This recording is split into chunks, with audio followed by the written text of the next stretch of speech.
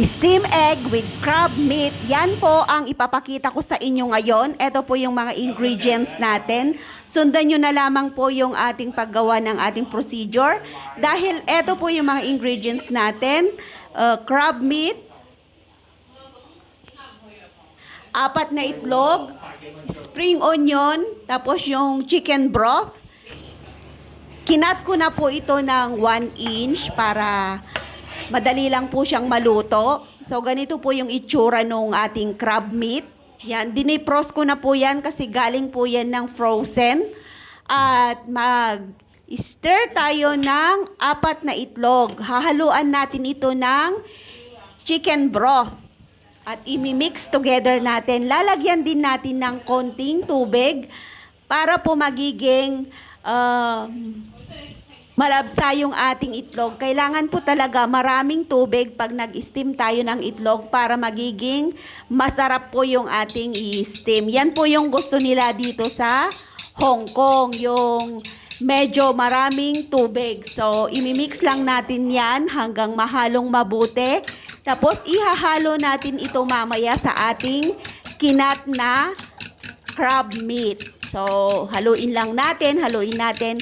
Kung may makita po kayong bubbles, pwede nyo pong tanggalin yon. Pero ako hindi ko natatanggalin kasi medyo matagal pa po yung pagluluto ko. Mamaya ko pa po iluto. So, prepare ko ngayon at ipinapakita ko na sa inyo yung share ko dito sa pagluluto. So, sana po ay masundan nyo yung ating pagluluto ng steam egg with crab meat. So, after po natin ma-mix together yung itlog at saka yung chicken broth, ilalagay na po natin dito sa ating kinat na crab meat. So, i-prepare na rin po natin yung ating spring onion, hugasan natin at ikat natin ng maliliit. Iyon po yung ilalagay natin sa ibabaw pag nag-steam na tayo ng ating steam egg. So, eto na po, ihahalo ko na po yung ating itlog at iluluto na natin. Iluluto ko po ito ng 7 minutes. Huwag po natin siyang i-overcook kasi ayaw po nila yung overcook. So, ganito po yung magiging itsura ng ating steamer. Oven po yung gagamitin ko. So, isi-set ko lang to ng 7 minutes. Tapos, ready to eat na. Isi-serve na natin sa ating mga amo dahil so yummy ang steam egg. Paborito talaga nilang ulam to.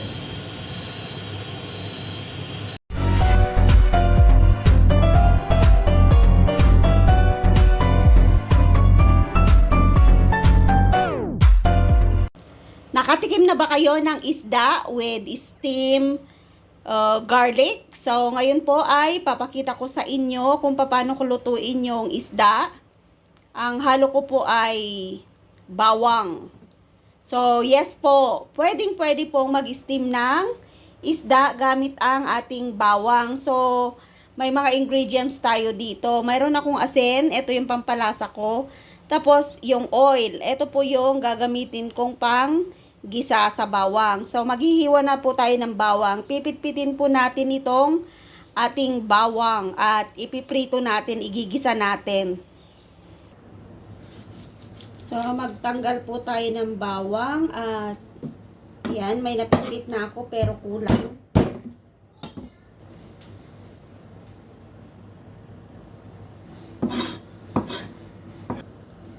So, ang next na gagawin natin, ito po yung asin. Yan, kamayin ko na lang. Yan, kuha po tayo ng asin. Pang halo natin sa pang marinade natin dito sa isda. Pampalasa. Ito po yung gagamitin nating pampalasa sa ating isda. So, magigisa na po tayo ng bawang. Yan. Gisa natin yung ating bawang.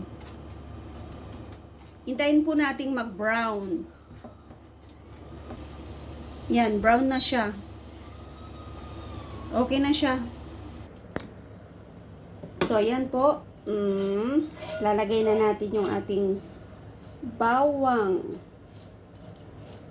Yan po yung panghahalo natin dito sa ating isda. Yan. So, spread lang natin. Steam po natin to. Mabango. Masarap. Kahit asin lang yung pinampalasa ko. Masarap po siya. So, dito po natin iluluto yung ating steam fish with bawang. Yan. Meron po kaming steamer na oven at isi-set po natin ito ng 5 minutes. 5 minutes lang po kasi madali lang maluto yung isda. So, papakita ko mamaya sa inyo kung luto na yung ating steam fish. See you later. Ayan, pwede na siyang hanguin. So, eto na po yung ating steam fish. Ayan, nakita nyo, luto na po siya. Masarap po yan. 5 minutes ko lang siya niluto. So, hahanguin na po natin. Mainit. Ayan. So, tingnan nyo naman po yung ating isda. Sarap. O, perfect. Isda at saka bawang. Pwedeng-pwede po yan. Basta yung bawang nyo, igisa nyo. Tsaka i-steam nyo lang siya ng 5 minutes. So, perfect na po yung inyong isda. Kain na po tayo.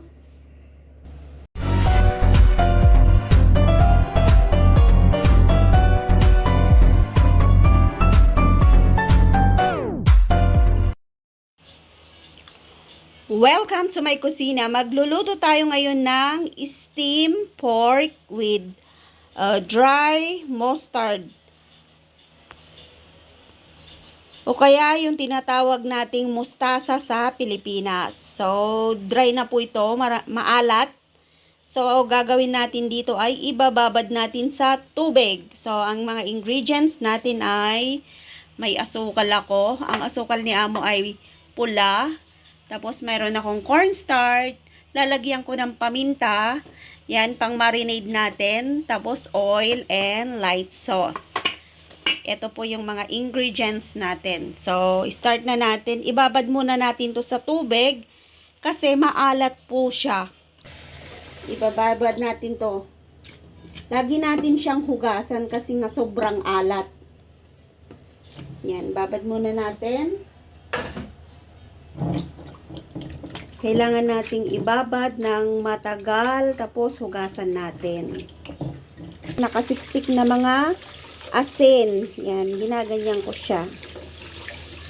Hinuhugasan ko talaga siya. So, bubuksan natin to.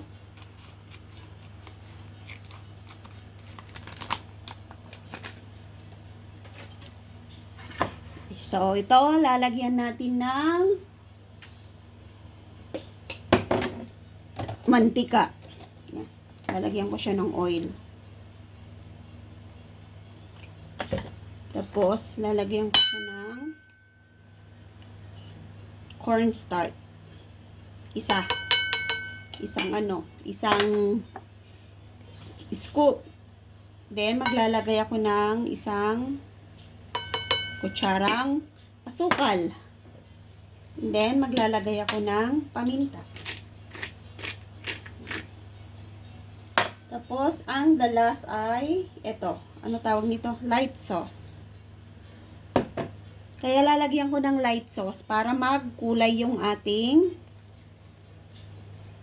karne. Kung walang light sauce kasi, parang sariwang karne. So, yan, mimix natin. Mamarinate muna natin.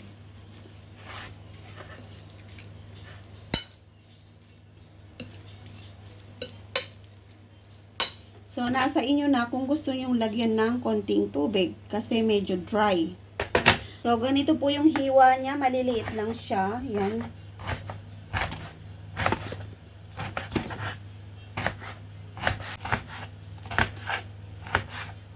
So, to, ready na yung ating mustard. Yan. Pwede nang ihalo sa karne. So, ganito po yung itsura niya. Kita nyo? Para pag kinain nila, mayroon silang mangangat-ngat kasi gusto nila yung medyo malalaki. Ayaw nila yung maliliit kasi gusto nila may laman yung kanilang ninunguya. Yan, may crunchy. So, ganyan po yung paghiwa natin. Huwag nating hiwain ng maliliit. So, i-mix na natin ito sa ating karni ng baboy. So, lagay na natin to.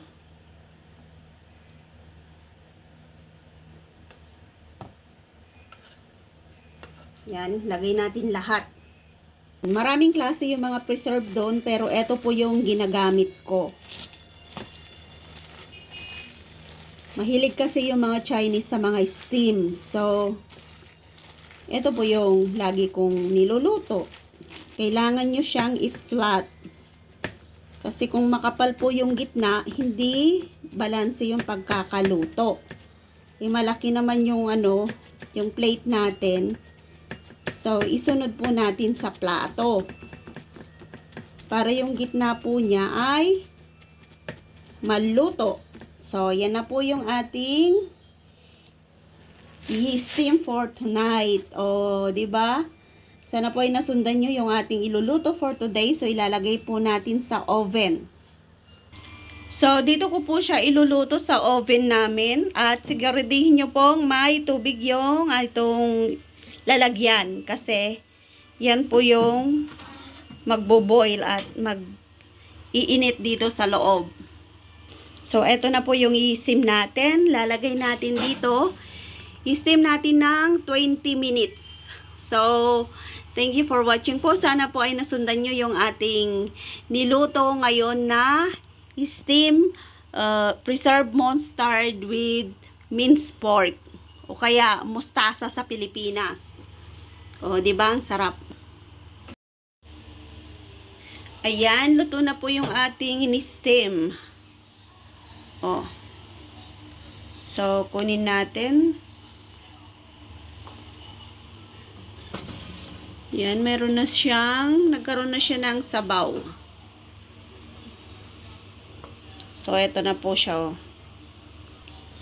So, ganito po yung itsura niya pag naluto na. Yan, magkakaroon na po siya ng sabaw o kaya tubig. So, yan na po. Luto na yung ating steam, preserved mustard, at saka minced pork. Thank you for watching po sa inyong lahat. Yan, nakapag-share na naman tayo ng isang cooking recipe sa Hong Kong. Bye!